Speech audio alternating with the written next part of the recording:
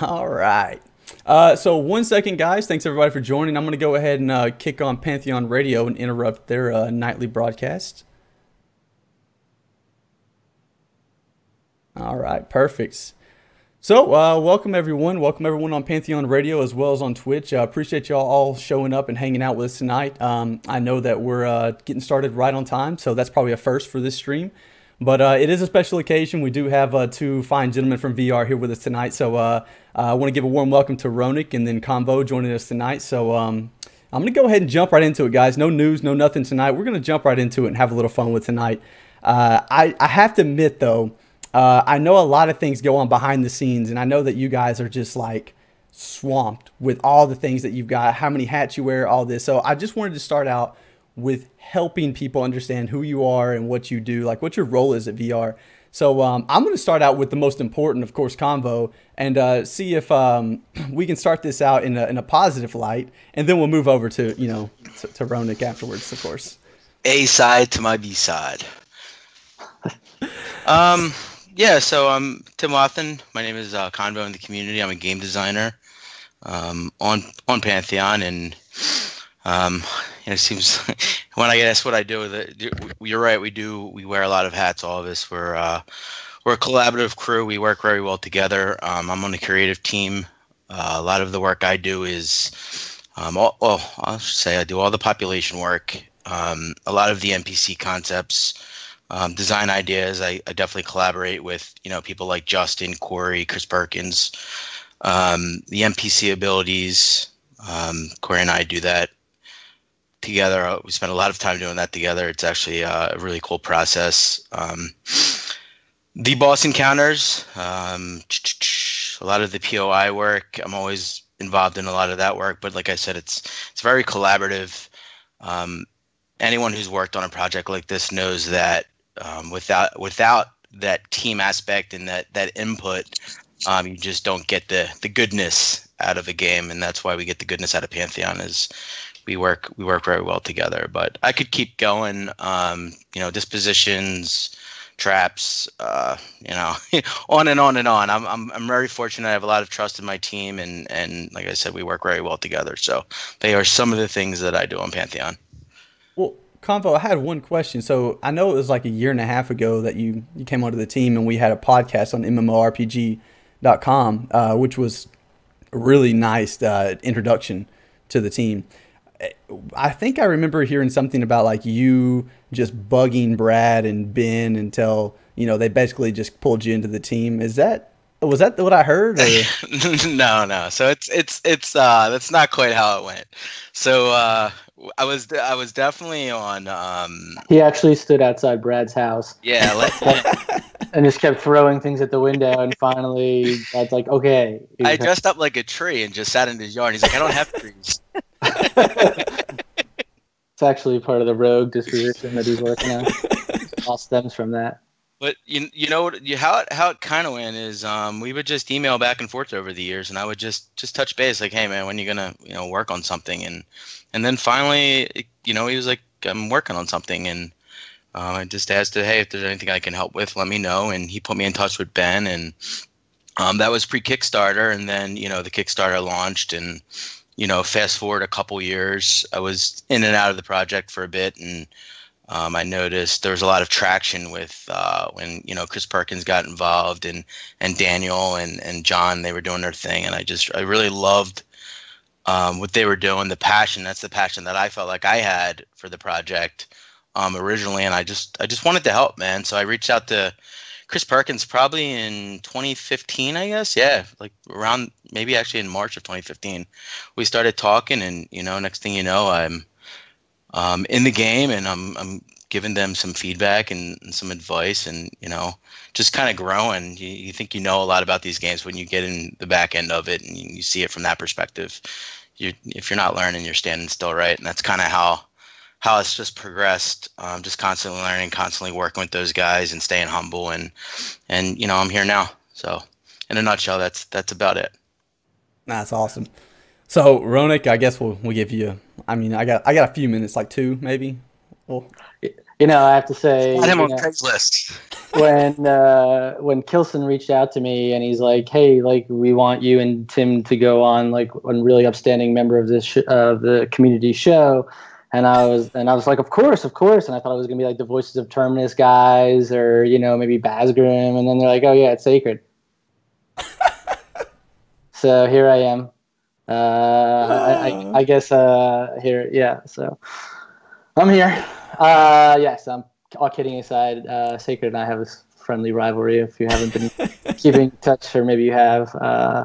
So let's see. My name is David Schlau. I am currently the producer of promotional content, which is a very sort of lofty title, which may sort of evolve or change at some point soon. But I work a lot with Ben Dean in terms of getting the word out for Pantheon, and that includes, like Tim, I wear a lot of hats as well. Starting first and foremost with obviously the visuals of getting it out, whether that's advertisements or working on videos. I had sort of worked with Ben on that original trailer, love it or hate it. What else do we do? I do 95% of the screenshots that everybody sees. Let's see, what else? So many little things. Obviously the newsletter is something that I've taken on in the last few months, and with that I kind of I have the fans sort of in my mind first and foremost, and I kind of approach it as a fan. Like obviously Tim and I, or the team knows what's going on, but you guys are not privy, and so my job is to make sure that you guys have a little bit of insight of what the inner workings are. And especially, I love Justin's lore. I think Justin's a phenomenal writer, and I think our world is going to just be so rich because of Justin's writing. And so I try to get it now. I'm trying at least to get at least one lore piece in per newsletter. Let's see what else. Little things. I built the anytime we go to PAX or Twitch, I did the t-shirts, I did the booth, I did the pins, so little stuff like that. And then as the team sort of grows, I think my role is going to probably expand a little bit too. And we'll kind of just leave it at that for now. Well, I gotta say, so we do have a rivalry, and I love it. But all joking aside, I will say the newsletter has been phenomenal over the last few months, and it's been something that I've heard a lot of feedback from myself about, and I've hopefully given some good feedback to you as well on it, because it's been just it's been pretty inspiring to see the amount of content and how it's coming out now. So I can't thank you enough for that. As a fan, and I'm sure there's others out there that can speak as well. As a fan, I know we're wanting to get as much as we possibly can at all times. We're greedy, we're hungry, as always. But you were giving us just enough to keep us, keep us full for the moment, and then wait on that next one to come out. So I'm really enjoying that, and thank you for that. It's truly been nice to see that change. Well, and all credit, Jason Bolton is still a big, Metawaki or however he pronounces his name, is still a huge part of the newsletter. He writes some of the intros. He helps me edit. He helps me curate. He's kind of moved more over a little bit to the CS side. But we also have a lot more content now, and I think it's it's a lot easier to get that stuff out to you guys because we have Jared and Forrest's amazing artwork, and we have. Perkins has, a clear vision of where things are going, and Brad knows exactly what he wants. So it's a lot easier for me to kind of get things out to you guys. Nice. Well, so we got together tonight because I wasn't able to attend PAX East this year, unfortunately, but the two of you gentlemen were. And I basically reached out and begged to allow me to speak to somebody that was, because I wanted some insider information on how it went, how it felt. Just the trip as a whole. I saw all these amazing, pictures coming out, heard these stories, and I was like, man, I've got to sit down and talk to somebody about this. Had just a blast from the outside looking in. So I'm assuming that there was just a great time all around on the inside as well. So Roenick, I just wanted to ask and start out kind of with you, like, what was your role when it came to PAX? Like, what were your involvements in there? Well, starting, as soon as we had heard, we try to plan these things as far out as we possibly can to get, obviously, as much exposure as we can get, and obviously as much planning. PAX came a little late for us this year. We weren't, necessarily sure if we were going to do it, and then we did, and we got in. So as soon as we got the okay for that, it was, I worked with Ben Dean, designing the booth, and just sort of figuring out, we'd come up with, we're going to do these pins, and then it was sort of my idea to kind of come up with the Black Rose exclusive, just because everybody loves little, I thought it would be a cool thing for our fans. I thought, like, anybody who was kind of in the know, I thought it was a little cool thing for them. So yeah, I think, that I was involved early on and in planning, and honestly, a lot of it, credit where credit's due. Ben is just phenomenal when it comes to that stuff. And, he was working with Alicia as well. And they really planned an amazing weekend, not only for the fans, but for the team as well. And, I think, I don't know, Tim, you want to speak? Well, actually, it's your show. As much as I, think you could probably use some tips, but on how to run your show, I'm going to let you handle. No. I was actually, I was going to just jump over to Convo here and see if he could help me out with kind of the first thing that happened on Thursday. I know that we started out with, for one, I just want to mention the booth. I heard so many compliments on the booth and how it was set up and how it was run. So kudos there, to you and Ben and the others that helped set that up.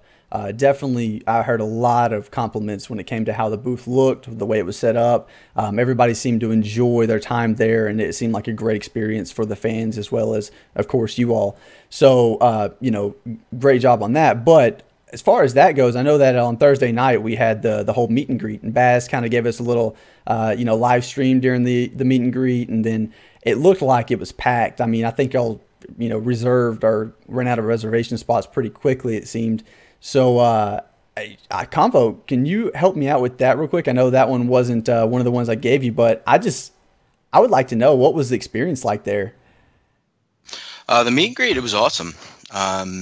Just meeting our fans was amazing. The passion, just that fire in their eye, and it's like that mutual thing that we share, that excitement, talking about the game. And the cool thing about it is no matter, which way you turn, you're going to have something in common with somebody, and it's going to be a lot of passion behind it. And that's kind of how the whole night went, plus beer, so you can't beat that. But it was a good time, man. I'm not going to lie. I really, really enjoyed just hanging out with those people. I felt comfortable. It felt like having a second family there. And then, obviously the team was there too. So for a lot of us, for me, that was the first time I was meeting a lot of our team in person, because we work remotely. Some of us, not all of us, but that having that and sharing that experience with some of those guys. You take someone like Chris Perkins, who I'm just in the trenches with all the time, like just, day in and day out. And, now we're out and we're hearing people talk to us about our work and the work that we all do together as a team. And it's just amazing, man. Words can't describe. I could go on, and I'm sure I will throughout the night, but it's been incredible. It was an incredible experience. And, so there was even some people who actually got on the Pantheon train that day and actually came to the meet and greet. Oh, man, that's cool. Yeah, it was awesome. And I think also part of it was having the mutual experience of kind of growing up with, the same MMOs that we all enjoyed, and talking to people who really sort of love what we're doing and have, love the vision that we have and want the type of game. And that's where it all really starts. It really starts with the fact that, and why most of us are on this team, or why we all got involved, is we felt like the marketplace was missing this type of game, and we all wanted this type of game. And if there was anything we could do to sort of lend a hand to make that happen, we were going to do it. And so to hear other people talk about these experiences that they had in other MMOs, and you're thinking, well, hopefully they're going to have that experience in our game as well. And that's one of the driving forces, I think, for us. Yeah. Well, so Roenick, I know that you got to go to TwitchCon, and we all got to see you on stream there, showing off the warrior class. So the death mechanics. I wasn't going to say it, but the corpse run looked nice. So I saved him, by the way. for the record, Convo did save me, but I'm gonna say somebody, Zoe, did not heal me, and that was what led to the first death. Okay, and then they never told me that the screen was like 50 feet away. I thought it was going to be the monitors were supposed to be up close. So I wear glasses to see far away, and I couldn't see where my damn corpse was. So Convo was like, "I'll come, let me come save you." So yes, thank you, Tim. I was a hero that night. I will never forget that, Tim. You were the hero, and I a day that will live in infamy, and as far as I'm concerned. Well, yeah, I mean, we're looking for the guide on how to do a proper corpse run later, so we'll expect that. But as far as TwitchCon went, I know that you did like a small kind of meet and greet there, and then I think you were a part of that, and then you got to be a part of this one as well. So, like, did you see a difference in the? I mean, was it? Of course, you're going to have some of the same passion, some of the same fan base there as well, but was there a different feeling there? So I actually had to leave before the meet and greet in Cali, so I missed it. So this was actually my first time getting. I mean, obviously, I met all the fans that came to the booth, but I didn't without beer, and everything is better with beer, obviously. Yeah, of course. Well, so on that note, as far as TwitchCon goes, like I said, I know that you were involved in TwitchCon. As far as like the booth, the setup, the feeling when you're there, and actually just experience. Was it a lot different or about the same? I mean, did you see a lot more passion when it comes to fans, or did you see a lot more interest overall in PAX versus TwitchCon? Yeah, I think the amount of booth traffic that we had at PAX was like insane. Twitch I think was like, I think people were sort of there for a different reason. It's a lot of streamers, a lot of people who at the time may have not have been aware of the game, and I think just the general awareness has grown since Twitch. But I mean, Tim, you could attest to this. Like they several times they told us like you need to like keep the pathway clear, like because people were just surrounding our booths. I mean, granted, half of that was like us, the devs, but no, kidding. There was a lot of people, and it was like everybody would just sit and stare, and especially when they would when we do the demos and Joppa or Brad had somebody with them and playing the game, and everybody was sort of crowding around trying to watch the screen, and I mean it was cool. It was really cool. Nice. So, of course, from your point of view, definitely foot traffic was a big thing. I mean, I noticed all the pictures that came out of there looked like it was packed 24/7. As far as like highlights go, I mean, I don't know, Convo, do you have any like specific highlights that stood out to you for PAX? I mean, what can I maybe look forward to if I go next year? What you would think?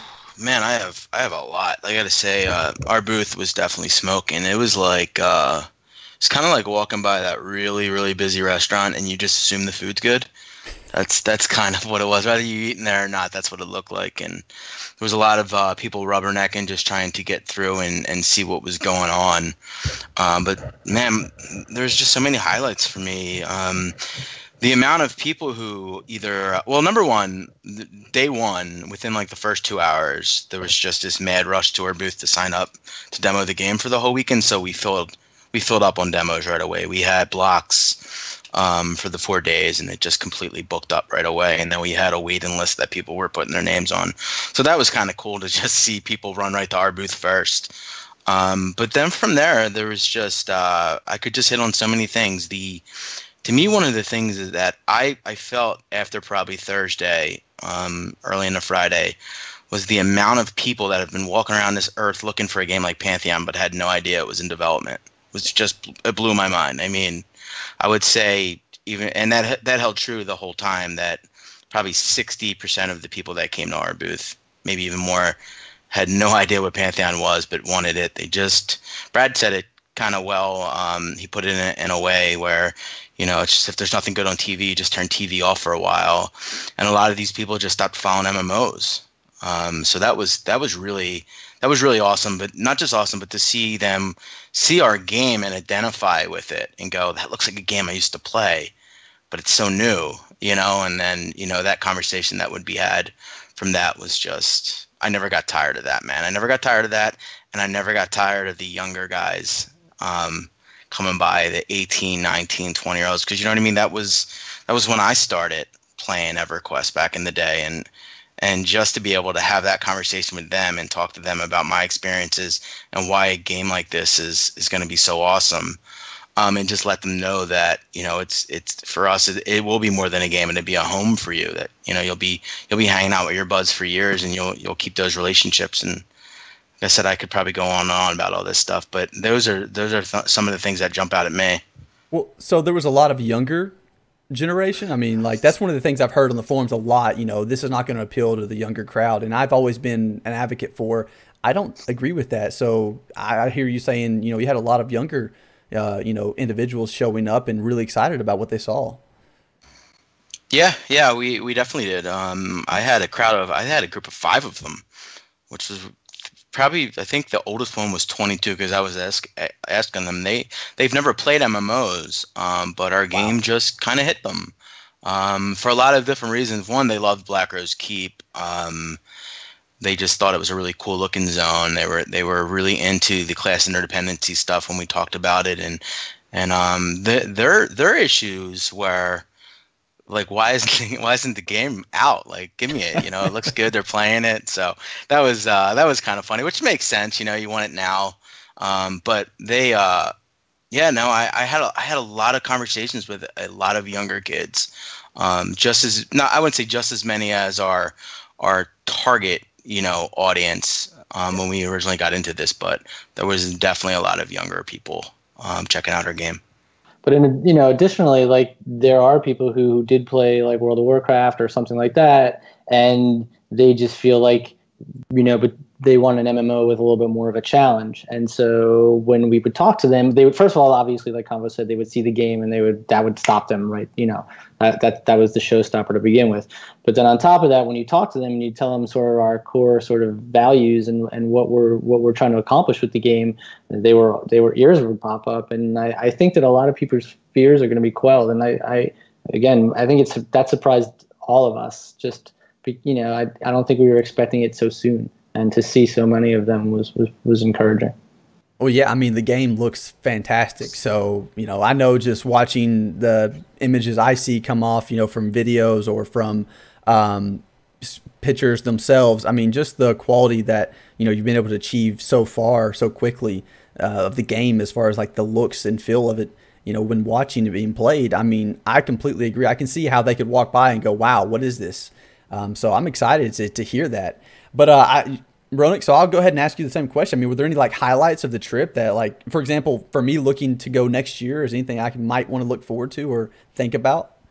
Well, first of all, meeting the team. I mean, I don't know about for you, but for me, Absolutely. It was like Tim says, like, you know, like some of us do work remotely, and you know, Tim and I talk like every day, every other day. You know, we talk a lot. You know, I talk to Ben every day. You know, so it's like these are people that you constantly have to work with, but you're not necessarily enjoying their company. And it was nice to sort of enjoy. Everybody on the team is so cool. I can't reiterate like what a cool team we have. There's nobody's got an ego. Everybody's just really happy to be there. Everybody's just really like jazzed about the game that we're making, and so for me that was probably the highlight.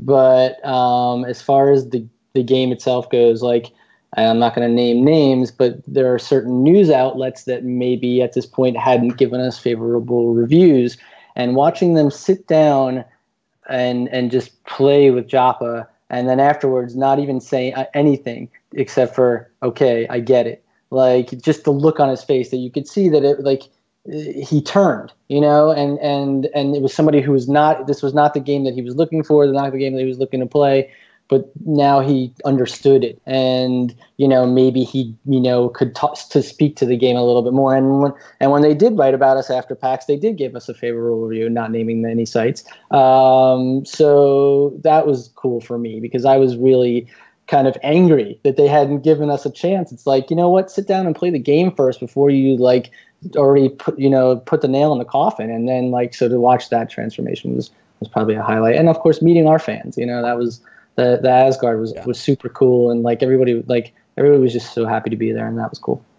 Yeah, definitely. And I'll stick with the trend. I won't mention any names or sites or anything like that, but I will say I saw the review and then read other individuals from that same site who have also been very harsh critics.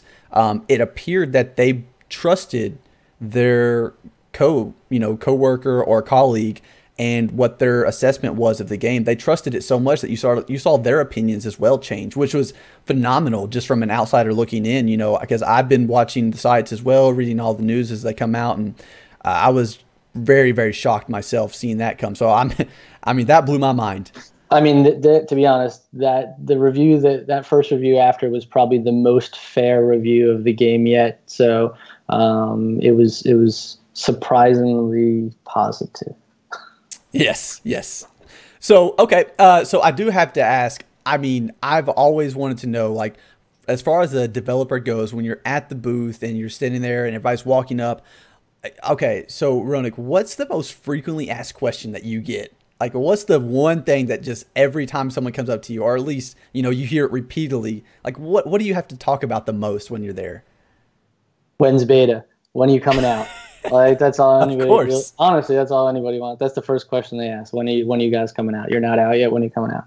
I mean, that's the first one. After that, it gets to, will you have X in the game? And everybody has their own sort of idea about what the game should be like. So it's like, a lot of people are like, are you guys having corpse runs? Or, it's like, so what's rating going to be like? And, you have to kind of, especially with the rating question, which the rating question definitely comes up a lot. I'd say after the when are you coming out, it's what's the end game going to be like, and you have to explain to them that, like, the end game is definitely in the forefront of our minds, and we will have raids, and we're still kind of coming to the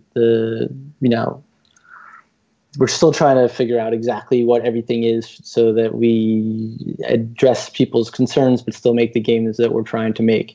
And so you have to explain to them also that, like, our leveling 1 through whatever it is, 50, whatever it may end up being, don't quote me, I don't know if it's going to be 50. First mess up. Is going to be a very sort of challenging experience, and it's not going to be something you're going to, like, do in a week. And you got to realize that, again, it goes back to, like, it's not it's the journey, it's not the destination, it's the journey. I don't know. Yeah. So, I mean, Convo, besides people wanting to know when beta's coming out, I mean, is there anything that you got asked repeatedly during the... Who is that amazing lead writer on the project? I got a lot of that. Actually, that is true. We do get that too. I got a lot of stuff for Justin, and it was nice. I just cannot do his work justice if I try to speak on it. So I would actually try to send some of that stuff to Chris Perkins. Dave and I were like the movers and the shakers. We would have conversations with people and do our best to make sure we satisfied all of their needs, obviously, when it comes to questions. But when I knew there were some people that just really wanted those deep philosophical game type conversations, and if I saw that Joppa was free, I would introduce them, and it was my strategy. I stumped Joppa one time, or I didn't stump her. One of our fans stumped Joppa, and we had to actually get Justin on the. We had to text Justin to find out the answer to the question. It was pretty hilarious. I won't say what the question is. Oh, okay.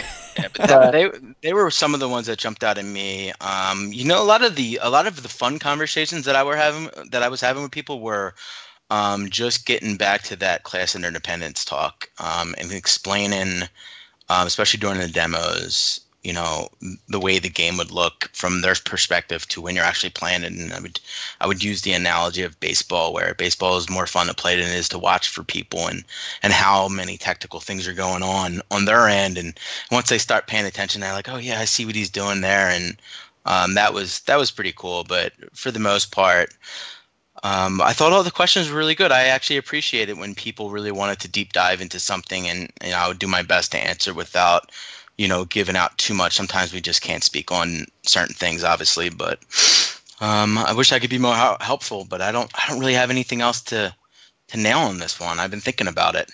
Well, I think also what people were generally like, happy and surprised if they hadn't heard of our game that we were bringing back crowd control, and that it wasn't just a holy trinity, and that like that fourth class was really going to be super important to our game, and whether that's whatever classes that may be, I think people were loving that part of it.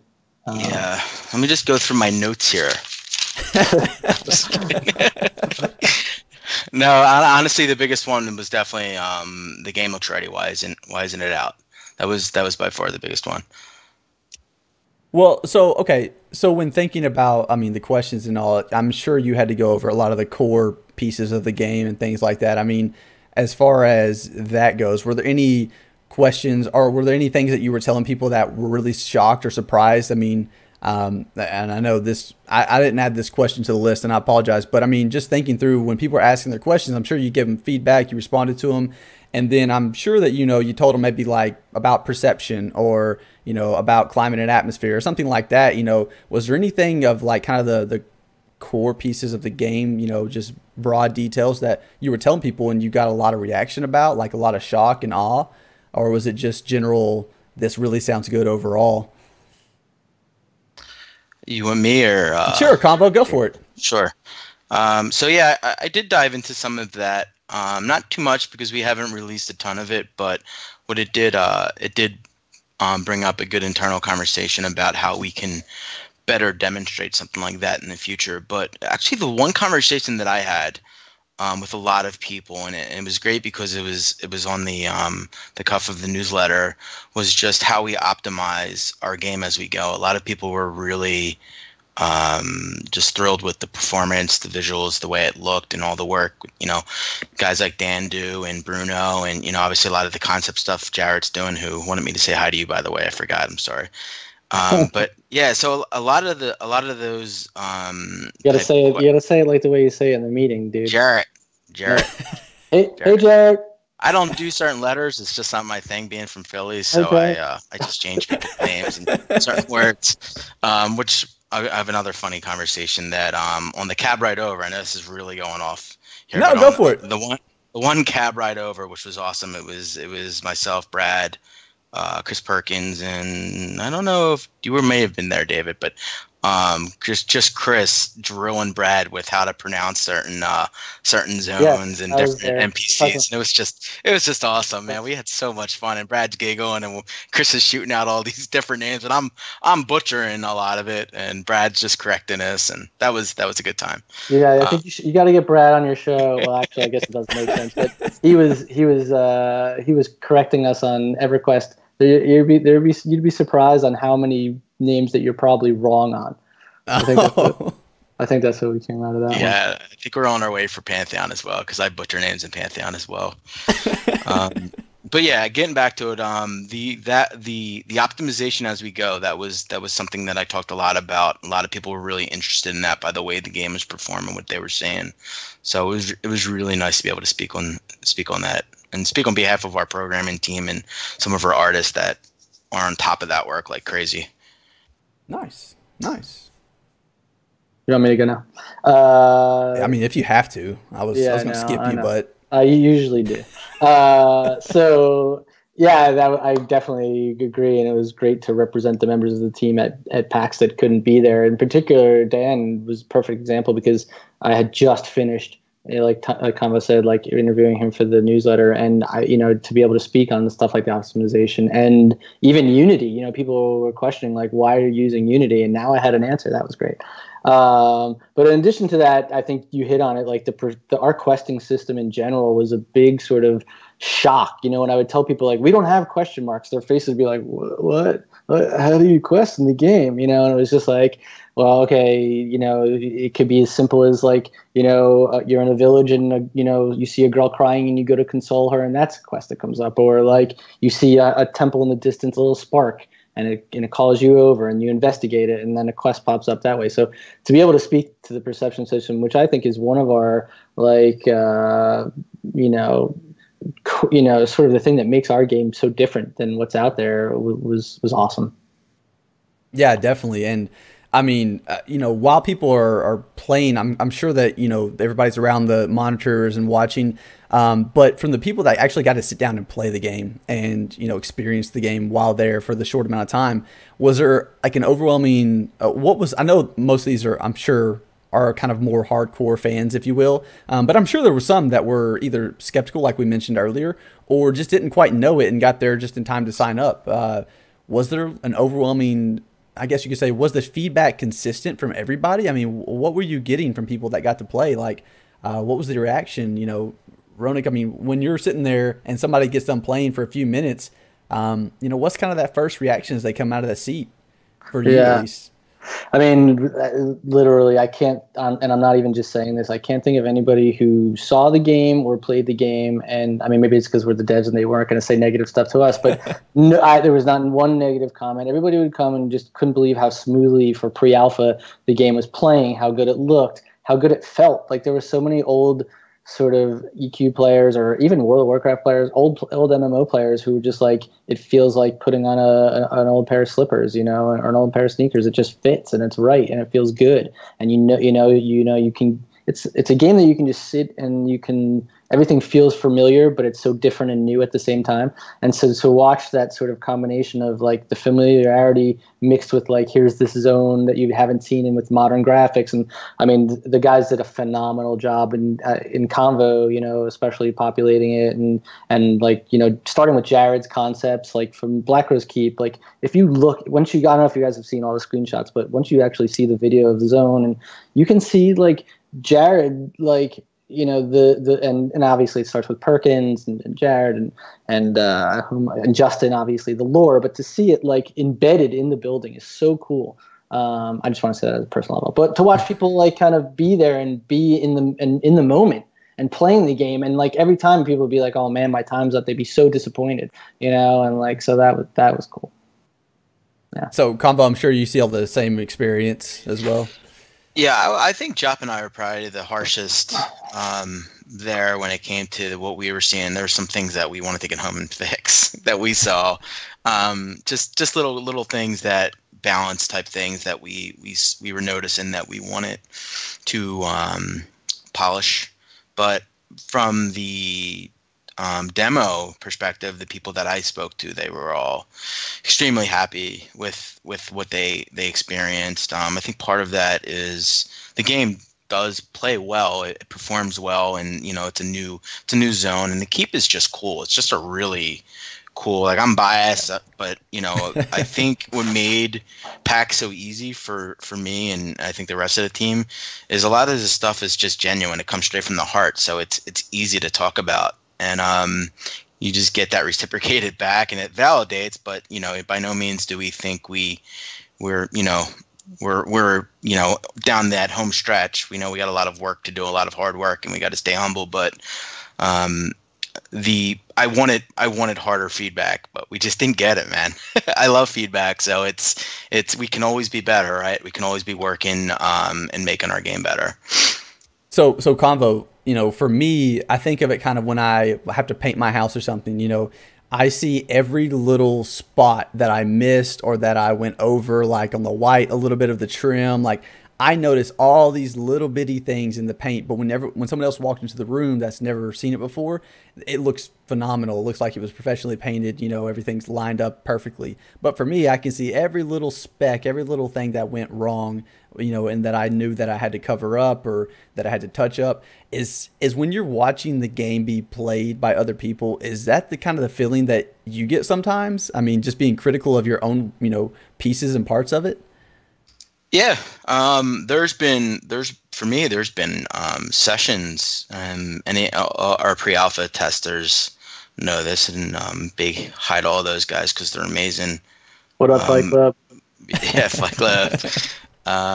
But there have been times where I've been on the dev side, whether in the test servers, and I'm literally fixing things on the spot, and Joppa does. It's very similar, and Daniel's doing stuff, and that's just how it is. That's how it has to be. That's, we have to get this game where we need it to be, and sometimes you gotta, not wait till tomorrow. You gotta do it on the spot because it just irritates me. It's just, but yeah, no one's ever going to paint your house as well as you're going to paint your own house as well. But even then, you're still going to nitpick it. So, of course. So you're dead on. That's how you just summed up our team in a nutshell, pretty much, man. I mean, I can only imagine. Like, I know that would drive me crazy too. So, but I will say, so we talked about it a little bit, Roenick, with the unexpected, feedback that you got. Was there anything else that came out of PAX that was really like kind of a big surprise, or something you didn't expect? I know we talked a little bit about some of the age demographic being lower, the demand for the game or the want for the game, and then the like a critic's review of it being changed during that process. But on top of all of that, is there anything else that came out that was kind of a shock or surprise to you? Shock or surprise? I think the overwhelming response was a little shocking. Like Tim said, I thought we'd have at least a few more critics. Like maybe they're just saving it for some boards that I won't mention.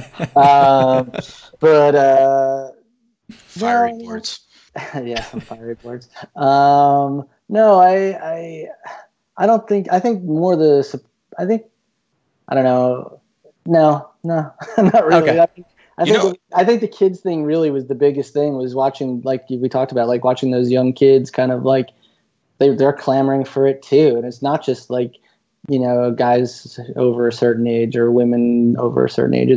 It's youngsters too who just want that challenge and want that sort of escapism that MMOs sort of provides, with the challenge. Yeah, we had that's the other thing. We had parents come up. Actually, I signed a card, which is really weird because people never really ask me for autographs, which I guess is kind of cool. But we had parents come up, and she's like, "Can you sign this? My kid's a really big fan." I don't know why. I don't know if he was waiting in line for something, but she ran over and she was like panicking. She thought you were Brad. I gotta Brad. get this. Yeah. Hi, I'm Brad. Yeah. No, I did that a couple times. I don't think you know it, but I'd be like, "Oh, have you met Joppa? He's right there," and I would point to you instead. I was just gonna tell her when I was Justin, and then act like I didn't know the story. Yeah, so that was really cool. There were parents that were seeing our game and coming over and going, "That looks like a game my kid would play," and I'm like, "Our game keeps kids out of trouble." Well, I mean, I had some parents with their kids, and their kids couldn't have been like more than like 14, 15, and the parents were like maybe like early 40s or something. And my family never played MMOs together, but I've heard of families playing MMOs together, and it's cool to see that this next generation is going to have that too. Like, and I can provide that for them. You know what else was really cool before I forget, because I thought it was awesome? We had a lot of devs from other studios. I think it was the Sandstone. I always make this studio up there. They work on Lord of the Rings and D&D and online. They all came over and they were really, really cool. They were fans of our game and really awesome people. For someone like me who doesn't meet people like that in the industry very often, I just really, really appreciated the way they came over, the way they approached us, the way they spoke to us about our game, and they were just supporters. So that was awesome.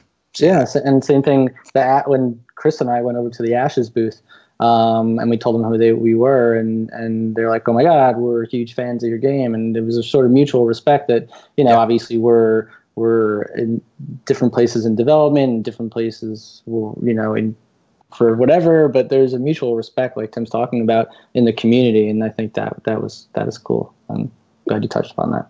Yeah, no, and I'll say, so from a fan's standpoint, I have people all the time ask me, do you want these other games to overshadow Pantheon, yada, yada, yada. For me, I've always looked at it as I would love all the MMOs that are being created at this time to be very successful. I mean, like you said earlier, the MMO has kind of been written off, over the years by people because they've just not experienced what they experienced back in, the early or late 90s and early 2000s in MMOs. So they've kind of started writing off MMOs. So for me, I'm on the side of I love hearing that you had great interaction with the developers of other MMOs and that you're all supporting each other. Because I mean, it's kind of a family type environment, in my opinion. I think all of these, if they're all successful, it's only better for the genre as a whole. So I'm excited to hear that. I'm really, really happy to hear that. That's something that I didn't expect to hear. So thank y'all. And And on top of that, like the reality is, there's no other game really out there like our game with modern graphics. So, the competition is not really there. I'm probably gonna get in trouble for saying that, but I'm gonna say it anyway.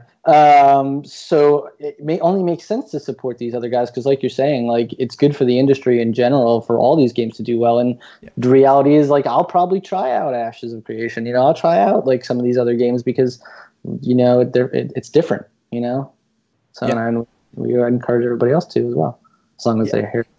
It was great working with you, David. Sorry, Ben. You nailed it, Saicred. Sorry, Ben. The better the industry is doing, the better for everyone. We're making this game, and I got involved in this game because I feel passionate that a game like this needs to exist, and it's going to exist, and we're not going to stop until it's out there and everyone gets to pick it up and play it and just enjoy it. But the industry doing well is not a bad thing. Absolutely, yeah. So, and from a fan's perspective, I mean, I know, for me, I don't look at it as competition. I look at it as, again, the industry as a whole, it needs to be back to where it was back when I remember it as peak, in those early 2000 years and things like that. So I'm excited to see a lot of games in development that, are getting people excited about the genre as a whole. So, hopefully we'll continue to see more and more fans find out about Pantheon at these conventions and other events and wherever, and, continue to come on board because I'm really excited to see the community as a whole is just thriving right now. It's a really amazing thing to be a part of. So, you all have put something in place that I'm excited to be a part of, and, we're not even at release yet. So that's exciting to me, first and foremost. But as far as conventions go, I mean, can we can expect Pantheon to be at more conventions in the future, right? We might not know them just yet, but we can definitely expect that. Is that fair to say, Roenick? I think that's fair to say. Okay. Yeah, I mean, obviously we're not making any announcements or, but I think it'd be, within reason to expect us to be at some show at some point before release. That's more than reasonable. Yeah, and this went so well. Like, I just can't emphasize that enough. It was, I mean, we spoke to thousands of people. I mean, thousands. Like, at the end of the day, every day your voice was just gone. Your feet were killing. But that next person that came up, it was just like a shot of energy. And I walked out of there Sunday night feeling like we just accomplished so much by just having genuine conversations with people about our game. And there were a lot of them. It was just mind blowing. Like, I'm still shocked. I don't know why I'm shocked by this. I have no idea why. Maybe because it was my first convention, but I'm still shocked by the amount of people we reached. And I think that was one of the things that Ben sort of instilled in us before we had gotten started on the floor, which was like, don't oversell the game. There's no reason to oversell the game. So, or at least for me, that was in my mind, and there was no reason to, like you said. Like, we generally just had conversations, and Tim and I are both very passionate about this game, obviously, in case you hadn't noticed. And so it's easy for both of us to talk about the game at length. And so when people would come up, we were jazzed. We were, like you said, it was like a shot of arm. Like, you'd be tired and you couldn't, we were all had throat lozenges. And by the way, Todd Curtis was also on the floor with us at times too. And so it wasn't just only Tim and I. Todd was the man too. Todd lived it up. He very much lived that tourist life. We left dinner and he's like, all right guys, I have 3 trains to catch on my way back to my hotel. Just like walked off.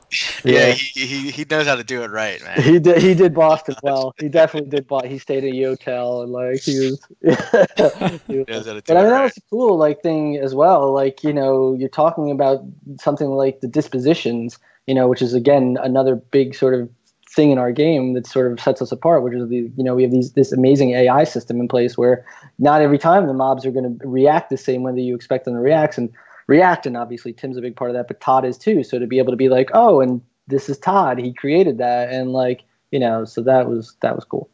Yeah, and for those that don't know, so Todd being Zippy. Oh, sorry, I always forget that. Zippy Z. Yeah. Todd and I work very closely together on a lot of AI. I provide the design aspects of it, and Todd executes, and we collaborate well, and he puts a little his heart into it, and we get it where it needs to get. But really excited about some of the work that we're going to be doing in the future and some of the stuff we're doing now. Tim's kind of like the Kevin Bacon of the team, He's from Philly, isn't he? I don't know, but he's like, Tim works hard. Tim works very closely with everybody. That's right. So, I have a lot of friends. Yeah. Nice. We have a very close team. There's something I wanted to say and I forget, and I thought it was really good, and now I have to mute my mic so you guys can talk until I figure out what it was. All right. Well, I'm gonna kind of get close. We're getting close to wrapping it up here. So, I do want to ask, is there any final thoughts you have on the whole experience, Roenick? Anything that you wanted to just kind of share with the community, as we kind of wrap it up here tonight? We're working hard. We're working hard for you guys. I mean, not just at PAX, but day in, day out. I mean, I can't even tell you these guys, the hours some of these guys put in. We want this game. We want this game for you, and we want it for us. So I'd say that, and just like being around such creative people. Like there were times at PAX where we would just be like at dinner or late night after everything was done, and we'd go back to the hotel or the Airbnb, and we would just be sitting around and we're like, okay, but what about this? And we'd like start talking about, okay, well, we need to do this, and how are we going to do that? And just like the energy and enthusiasm, everybody on the team it's just infectious. And I think that you guys should know that we're working hard for you, and that this game's gonna get made and it's gonna be good. Shit, Ben's gonna kill me for that. Oh, and I just cursed. Awesome. That's awesome. I'll beep it. Beep. All right, we're good. Thanks. For me, one of the things that I would. Yeah, and Lynn's amazing. Sorry, thank you. Lynn is amazing. Yes, Lynn. I don't know if this trip would have went as well if Lynn wasn't there. I can honestly say that for a lot of reasons. But yeah, so one of the things that I would say to people who were new to our game, not fully understanding MMOs, but or some of those people who are still a little jaded, just let us earn it. You don't have to buy in yet. Just let us keep working and we'll earn it. That's what we're about anyway. We've done it the hard way. We're scrappers. That's what I love about our team. So we'll just earn it. With all the work we're putting in now, I'm a strong believer that it will pay off. And I know if we keep trucking, we'll pay off. And that's when you can pick up our game and let us know. It may not be the game for you, but it won't be because of performance issues or anything like that. It may just not be the kind of game for you. But when VR, one day, hopefully, as a thriving company does another game, you'll see us as a company that delivers a good, polished, quality game. That's very important to us as well. So, I just wanted to speak on that. What was your 3-tiered mantra at PAX? Polished. When our game was So when our game comes out, it not only needs to look beautiful, but it needs to be fluid and it needs to be polished. Those things, to me, if you pick a game up and it's clunky, we have one shot at this. To me, to us, I should say, it's very obvious. We have one shot at this. If you get somebody in that game, and if we do say the first 5 levels for free, and someone's playing our game for those 5 levels, and the game's clunky and it's not performing well, then you're losing those people. But not only are you losing them, you're not going to be able to talk to them again with another product. There's just no way. And we very much are about quality, and that's why we do these things like optimize and spend ungodly amounts of time in a zone, stressing over probably the smallest details sometimes, but it's all worth it. It's all worth it, and that's what we're about. Yeah, and so from the outside looking in, when you're talking about the game looking beautiful and making that piece of it, I know I can say firsthand, looking at the March 2016 stream compared to what we saw here recently in the screenshots and things, it's phenomenal, the progress and work that we see. So I can see how some people walk by the booth, go, wow, why isn't this ready to go yet? Just because it looks so good. But again, guys, I can't thank y'all enough for jumping on with us tonight, hanging out. Thanks to everybody else in Twitch chat as well as on Pantheon Radio. I've had a blast with you guys, and we'll continue, I'm sure, to try to do more stuff like this in the future. But with that being said, like I said, guys, any final last going out remarks? We're good. Just wanted to thank Voices of Terminus for allowing me on their show tonight. Okay, all right. We're waiting on that corpse. We're waiting on that corpse run guide that you got coming out. I heard that you're working on the promotional content there to really show people how to do a naked corpse run live and in action. So, I gave you 50 minutes of good behavior. So that's true. That's true. That was more than I was expecting. So you got it, guy. Ben warned me. So oh well. Well, no, you guys did fantastic. Honestly, sorry, real quick closing remarks. Just thanks for having us on the Saicred. Obviously, all kidding aside, I think what you do is amazing. I think what all of you streamers sort of and fans do for us is anytime you're sort of spreading the gospel, we hear it and we see it and we appreciate it, and that's why we don't mind coming on the show and talking, because we really appreciate you guys. So thank you. Well, awesome. Thank you. Well, that's it for us tonight, guys. Let's see, make sure. Okay, yeah. So that's it for us tonight. I'm going to go ahead and shut it down. Like I said, I can't thank y'all enough. Y'all have been awesome for jumping on here and hanging out with us. And not only that, but everybody in Twitch as well as on Pantheon Radio. We'll put the content we'll put this up on YouTube here shortly. And that way you can go back and you can listen to, Convo tell some really quality information. And then you can watch, Roenick put his, anyways, so I appreciate it, guys. Thanks so much again, and we'll hopefully see y'all next time. Bye now.